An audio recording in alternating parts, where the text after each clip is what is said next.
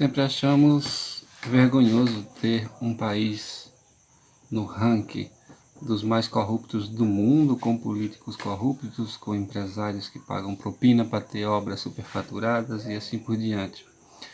Mas para mim ainda mais vergonhoso é ter o STF que nós temos, um STF que bate cabeça, que demora 5 horas para não decidir nada, um STF que passa na frente o habeas corpus do Lula quando ele deveria ser não um cidadão comum ou igual a outro qualquer, ele deveria ser um cidadão jogado na lata do lixo depois de tudo que o PT e a sua turma fez contra o país, dando prejuízo incalculável em todos os setores praticamente, desde Belo Monte, a Correios, a Fundo de Pensões, a Petrobras, a bancos, a BNDES e o Diaba 4.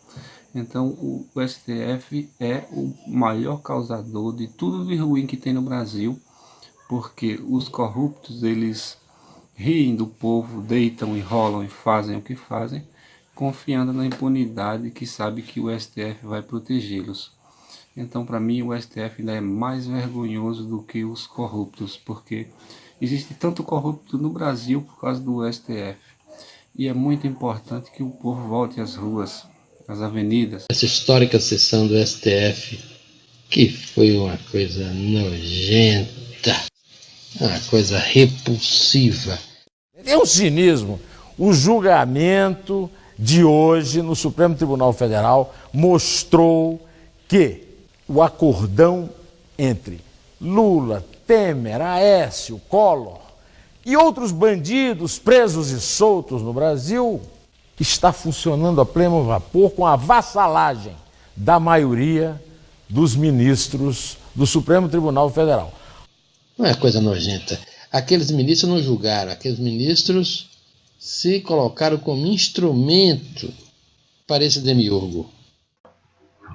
É muito interessante essas normas idiotas de direitos autorais no Brasil, porque eu postei um vídeo há pouco falando do STF e tinha esse vídeo aí do José Neumann atacando, ou seja, questionando o ministro Marco Aurélio.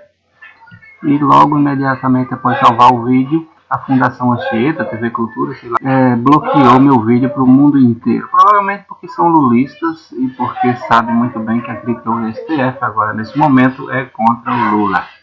O interessante é que o vídeo está aí público num canal que não é da TV Anchieta, nem é da TV Cultura. Eu vi dezenas desse mesmo vídeo reproduzido em outros milhares de vídeos e a Fundação Anchieta não bloqueou. Sempre tem essas pessoas idiotas que trabalham nessas fundações ou nessas instituições, nesses produtores de conteúdo que ficam perseguindo uns e fazendo de conta que não vê outros, ou porque não podem impedir os outros. Então, são pessoas amargas que vivem nesses lugares porque o vídeo já é público, o vídeo está visto por milhões de pessoas, mas ou é ganância do canal ou é idiotice mesmo. Agora vamos ao comentário de política com José Neumann e Pinto.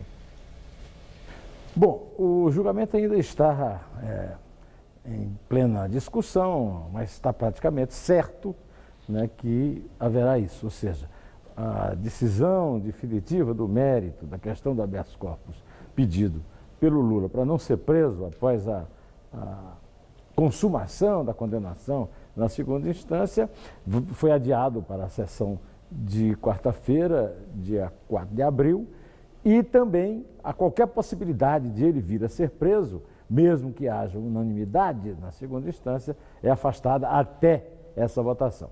Essa sessão, ela esclareceu a queda de alguns mitos. Por exemplo, existe uma divisão no Supremo? Não, a maioria que o Lula tem obtido nessas votações é de 7-4, não há divisão nenhuma. O que há é a consagração no Supremo de um acordão entre o PT e o PSDB. Esse acordão se configura nos votos até agora proferidos por Alexandre de Moraes e Gilmar Mendes, que são fiéis ao tucanato, e o Dias Toffoli e o Ricardo Lewandowski, que são soldados do Lula e do PT lá no Supremo. Outra coisa que se consagrou nesse julgamento, essa divisão é apenas a briga pessoal por vaidades. O que se consagrou para valer nesse julgamento é que o Supremo se considera acima da justiça comum E isso foi dito claramente pelo ministro Ricardo Lewandowski em seu voto, quando ele disse que é isso mesmo, que a justiça erra muito e que o Supremo existe para corrigir, ou seja, o Supremo se assumiu hoje corregedor da justiça, criando aquilo que a Procuradora-Geral da República chamou com muita felicidade de insegurança jurídica. Essa é a posição que demonstra a grande supremacia do ministro Gilmar Mendes sobre os outros, que não têm votos suficientes para enfrentá-lo. E é claro que mais dia, menos dia, essa posição que acaba com a posição liberal, racional do Brasil, de ser entre 193 países que na ONU que prendem os condenados depois de condenação em primeira e segunda instância, passando a ser um dos 2 que não prendem, tem que ir até o trânsito em julgado.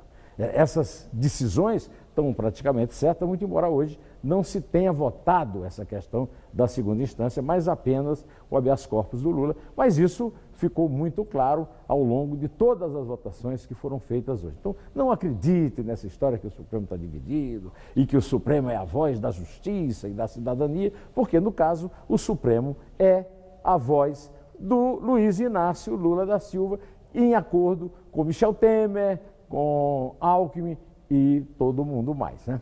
Pois bem, eu volto amanhã direto ao assunto. Espero você aí. Até!